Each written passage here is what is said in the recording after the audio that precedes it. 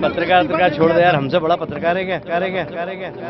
पत्रकार छोड़ दे यार, हमसे बड़ा पत्रकार है क्या?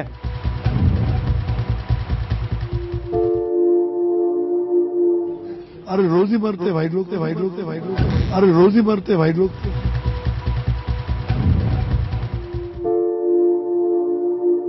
जो आया है वो तो जाएगा, जो आया है वो तो जाएगा। पत्रकार छोड़ दे यार, हमसे बड़ा पत्रकार है क्या? अरे रोज ही मरते भाई लोग, जो आया है वो तो जाएगा। नमस्कार, मैं रवीश कुमार। सोमवार सुबह दैनिक भास्कर की इस खबर में यह लिखा है कि बीजेपी के राष्ट्रीय महासचिव बनने के बाद कैलाश विजयवर्गीय पहली बार भोपाल आए तो स्वागत में गाड़ियों का काफिला इतना लंबा हो गया कि 2 घंटे का जाम लग गया।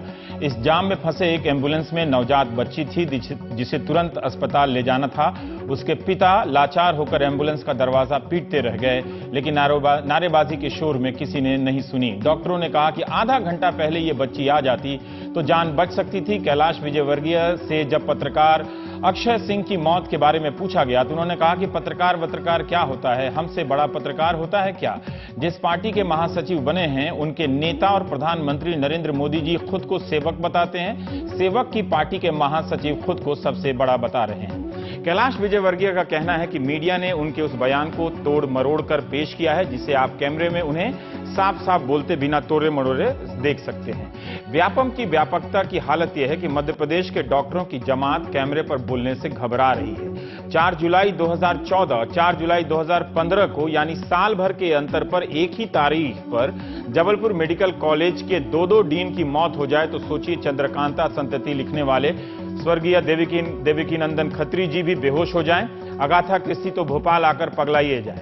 जबलपुर मेडिकल कॉलेज इसलिए महत्वपूर्ण है क्योंकि यहां के 99 छात्रों के खिलाफ मामला चल रहा है जिनका फर्जी तरीके से मेडिकल में एडमिशन हुआ। यहां इन मुन्ना भाइयों की जांच चल रही है। सबसे पहले मध्य प्रदेश के बेहतरीन forensic expert doctor DK. Sakalle की मौत की खबर आती है कि उन्होंने मिट्टी का तेल डालकर खुद को जला लिया। उसके बाद 4 जुलाई को दिल्ली के एक होटल में साकल्ले की जगह डीन बने डॉक्टर अरुण शर्मा की मौत की खबर आती है। पुलिस ने उनके कमरे की जांच की तो शराब की खाली बोतल और दवा की पत्ती मिली है। अभी तक यही कहा गया है कि दोनों के संबंध व्यापम मामले की जांच से रहे हैं, लेकिन सोमवार को अतिरिक्त महाधिवक्ता पुरुषेंद्र कौरव ने कहा कि इनका संबंध व्यापम की जांच से नहीं था। जांच को डॉक्टर बी.के. गुहा की कमेटी कर रही है, लेकिन Indian medical association Jabalpur chapter के अध्यक्ष सुधीर तिवारी का कहना है कि दोनों का संबंध व्यापम की जांच से था। डॉक्टर तिवारी ने सुरक्षा की मांग भी की है। फिलहाल तस्वीर में कांग्रेस के उनके साथ ही डंडा लिए सुरक्षा करने का दावा कर रहे हैं। Doctor BK. गुहा ने हमारे सहयोगी संजीव चौधरी से कहा है कि बीजेपी सांसद फगन सिंह कुलस्ते ने फर्जी डॉक्टरों को सस्पेंड न करने का दबाव डाला था। संजीव ने डॉक्टर साकल्ले की मौत को लेकर उनके कई डॉक्टर मित्रों से बात की, हमारे सहयोगी हैं संजीव चौधरी, लेकिन कोई भी कैमरे पर बात करने की साहस नहीं जुटा सका। फर्जी मुन्ना भाइयों के मामले में पहली एफआईआर 2010 में जबलपुर के गढ़ा थाने में दर्ज हुई थी। 2010 में मामला खुला तो पता चला कि 2008 से ही मुन्ना भाई एडमिशन पाए हुए हैं। 2008 के 14 छात्रों के खिलाफ एफआईआर हुई, 2009 के 27, 2010 के 16, 2011 के 6, 2012 के 21, 2013 के 9 मुन्ना भाइयों के खिलाफ मामला दर्ज हुआ। फिर मुख्यमंत्री शिवराज सिंह चौहान किस आधार पर दावा करते हैं कि उन्होंने सबसे पहले 7 जुलाई 2003 को इस मामले को उजागर किया। वैसे 2000 में छतरपुर में एफआईआर दर्ज हो चुका था जब कांग्रेस की सरकार थी। इस बीच इंदौर से आनंद राय जो इस मामले को उजागर कर रहे हैं, उनकी पत्नी गौरी राय का तबादला उज्जैन कर दिया गया है। 12 जून को तबादला हुआ है, लेकिन आदेश इसी शनिवार को वेबसाइट पर डाला गया। गौरी राय के 2 साल का बच्चा है। इस असुरक्षा के माहौल में विसिल ब्लोअर की पत्नी का तबादला जोखिम भरा हो सकता है। आनंद राय को जान का खतरा है, इसके लिए उन्हें सुबह से शाम तक के लिए गार्ड मिलता है।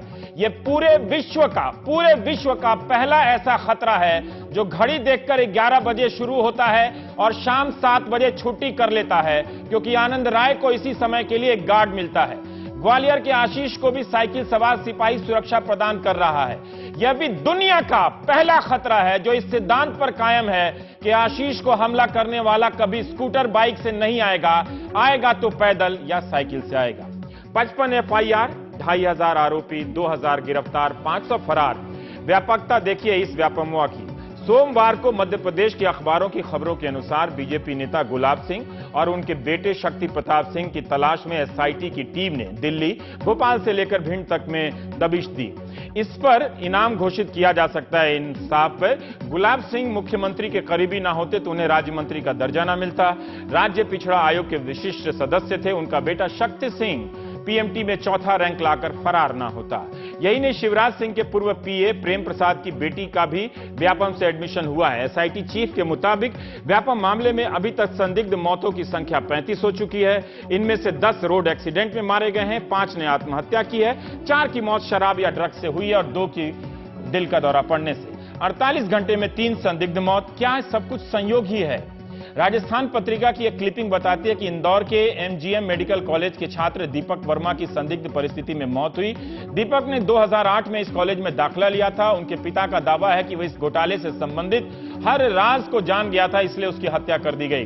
अखबार की रिपोर्ट मध्य प्रदेश सरकार के दावे को गलत साबित करती है कि किसी ने भी मौत के खिलाफ कोई संदेह प्रकट नहीं किया या जांच की मांग नहीं की है। पिछले दिनों व्यापम से जुड़े राजेंद्र आर्य की मौत के बाद उनकी पत्नी ने आरोप लगाया है कि पुलिस उनसे पैसे मांग रही है।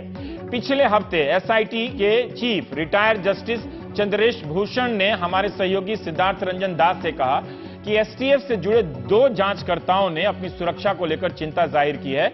इन जांचकर्ताओं ने चीफ को बताया है कि इस घोटाले से जुड़े कुछ प्रभावशाली लोगों ने उन्हें देख लेने की धमकी दी है। एसआईटी चीफ ने इसकी जानकारी जबलपुर हाईकोर्ट को दे दी है। दोनों जांचकर्ताओं ने 15 मामलों में चार्जशीट दायर की है।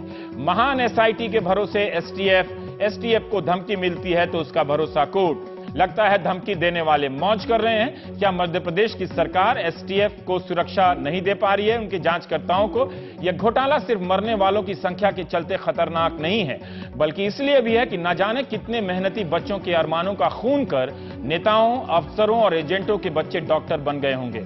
मध्य प्रदेश में पिछले 6 सालों में विभिन्न पदों पर 1,40,000 भर्तियां हुई हैं। आपको जांच और जेल पर इतना ही भरोसा है तो आपको छोटी सी एक प्रेरक कहानी सुनाता हूं। आजकल नैतिक शिक्षा और प्रेरक कहानियों से मुल्क में बदलाव आता है। आप श्री रंजीत डॉन हैं। आपकी योग्यता को देखते हुए रामविलास पासवान की लोक जनशक्ति पार्टी ने बिहार विधानसभा परिषद के लिए उम्मीदवार बनाया है। रामविलास पासवान मोदी मंत्रिमंडल में सहयोगी हैं और श्री रंजीत डॉन मोदी के नाम पर भी वोट मांग रहे हैं। आप मेडिकल, इंजीनियरिंग और कई परीक्षाओं में पेपर लीक कराने के आरोपी हैं, लेकिन आप देश छोड़कर भाग जाने वाले वैसे डॉन नहीं हैं। क्या हुआ जो सीबीआई का केस चल रहा है और आपने 1.5 साल की जेल सेवा भी की है। आप जैसे प्रतिभाशाली नेता को मेरी तरफ से बधाई। वैसे भी पत्रकार आलोचना करके कर ही क्या लेगा। मेहनती छात्र रंजीत डॉन से प्रेरणा लें।